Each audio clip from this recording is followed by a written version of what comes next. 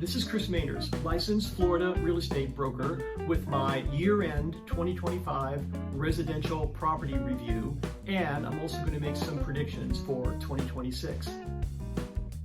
If I had to choose a couple of words to describe our residential market in South Florida, the two words would be balanced, though stagnant market. The reason I say this is it's balanced because we have way more listings than we've had for quite some time, but the buyers are staying on the sidelines. Therefore, the market is stagnant in that properties either are not selling at all or it's taking much longer for them to go under contract. So, why do we have so many more listings on the market? Well, the reason is now that sellers have decided that their properties are not going to be appreciating as much as 25% a year as it did during the COVID era and just after, they've all decided they want to sell and cash out on their profits. The problem is everyone started doing that at the same time through 2024, and now we have quite a few properties in every type of classification: condos, villas, townhouses, single-family homes.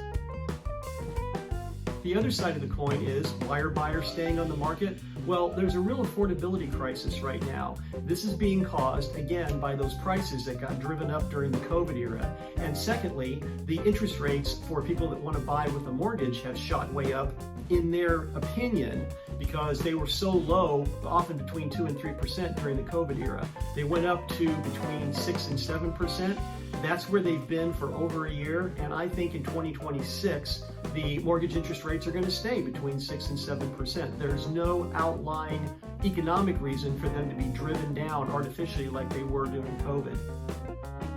Another issue on the buyer's side of the equation is that the buyer demographics have changed. It used to be that the biggest pool of buyers were first-time home buyers, but prices have gone up so much, the cost to buy through the mortgage rate increases is so much more, that now we're seeing the buyer pool being predominantly people who are selling an existing home and wanting to downsize or buy something else, and they're using the equity that they've built up over years of owning an existing home, or they're just paying cash.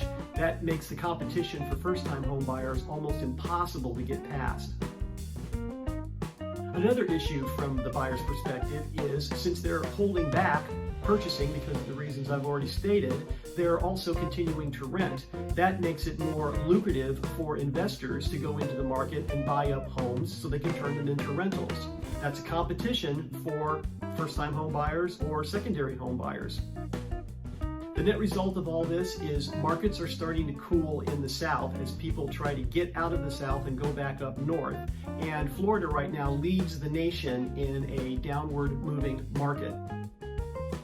So what are my predictions for 2026? I've already mentioned a couple of them, but I'll go through them again. Number one, mortgage interest rates are going to stay between 6 and 7%. As I said, there's no outlying negative economic factor that would drive them down from where they are now.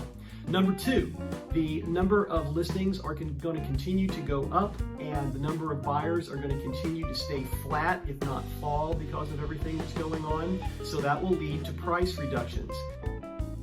That means that in 2026, if we could see price reductions across the board between 10% and 20%, that would make the properties more affordable to the buyer pool that is out there and wants to buy. They're just sitting on their hands because in their minds it's too expensive to purchase right now. And a lot of that is because they're looking back in the recent history, which was totally overheated and totally overinflated because of the COVID factor. Thanks for watching. I'll be putting out another video at the end of the first quarter 2026, and we'll see where we are then. If you have any interest in having someone help you with a purchase or a sale, please use the information at the end of this video and give me a call. I would be happy to help you or just answer any questions, because the residential real estate market changes virtually every day, and I'm on the front lines and I can help you with some information. Thanks a lot. I'll see you the next time.